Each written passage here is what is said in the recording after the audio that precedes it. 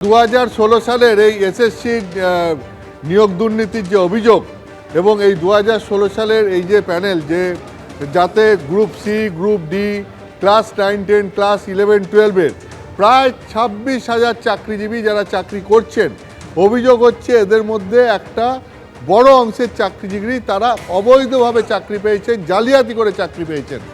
এবং কলকাতা হাইকোর্টের বিচারপতি দেবাংশু বসাকের বিশেষ বেঞ্চ তুমি জানো যে এই পুরো 26,000-এর প্যানেল বাতিল করে দিয়েছিলেন এবং তারপর রাজ্য সরকারের তরফ থেকে, এসএসসির তরফ থেকে, চাকরিজীবীদের তরফ থেকে হাইকোর্টে একাধিক আবেদন, হাইকোর্টের এই রায়ের বিরুদ্ধে একাধিক আবেদন জমা পড়ে সুপ্রিম কোর্টে এবং সুপ্রিম কোর্টে এর আগের প্রধান বিচারপতি ডিওয়াই চন্দ্রচূড়ের বেঞ্চে এই মামলার শুনানি হচ্ছিল এবং আজকে এই মামলার শুনানি ছিল সুপ্রিম কোর্টের এখনকার প্রধান বিচারপতি সঞ্জীব খান্নার এজলাসে। সঞ্জীব খান্নার এজলাসে আজকে এই শুনানির মূল বিষয় যদি ছিল তাহলে মূল বিষয় হচ্ছে যে কিভাবে এখানে যোগ্য চাকরি প্রার্থী এবং অযোগ্য চাকরি প্রার্থীদের আলাদা করা যায়, নাকি এক্ষেত্রে আলাদা করা যাবে না, পুরো প্যানেলই বাতিল করতে হবে। তুমি জানো যে সুপ্রিম কোর্টের স্টে রয়েছে এই চাকরি বাতিলের ওপর, নাহলে হাইকোর্টের অর্ডার ছিল সমস্ত চাকরি বাতিল করে দেওয়ার।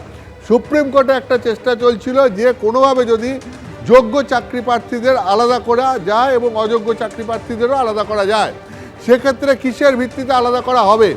কারণ কোনো অরিজিনাল ওএমআর সিট রাখা নেই, কোনো ওএমআর সিটের মিরর ইমেজ রাখা নেই, শুধুমাত্র সিবিআই তদন্তে নেমে গাজিয়াবাদে এই ওএমআর সিটের তৈরি করে যারা পরীক্ষা নিয়েছিলেন সেই সংস্থার এক আধিকারিকের বাড়ি থেকে 3টা হার্ড ডিস্ক পাওয়া যায়, যার থেকে এই ওএমআর সিটগুলো পাওয়া গেছে। এখন সেই ওএমআর সিটগুলো এখানে প্রামাণ্য নথি হিসাবে ব্যবহার করা যাবে কিনা সুপ্রিম কোর্টের সওয়াল জবাবের মূল বিষয় ছিল আজকে সেটা। কেন বলছি? সেখানে সুপ্রিম কোর্ট বলেছে যে এই ওএমআর সিটের মধ্যে 22 লক্ষ পরীক্ষার্থী যারা পরীক্ষা দিয়েছিলেন তাদের প্রত্যেকের ওএমআর সিট আছে তো? এই ওএমআর সিট যেগুলো রয়েছে এইগুলো সত্যতা নির্ণয় করা সম্ভব হবে তো? সিবিআই জানিয়েছে নিরপেক্ষ একটা অবস্থান নিয়ে তারা এই ওএমআর সিটগুলো সমস্ত সত্য কিংবা অসত্য কোনো কিছুই বলছেন না, তারা এগুলো উদ্ধার করেছেন, শুধু তারা সেইটুকুই বলছেন।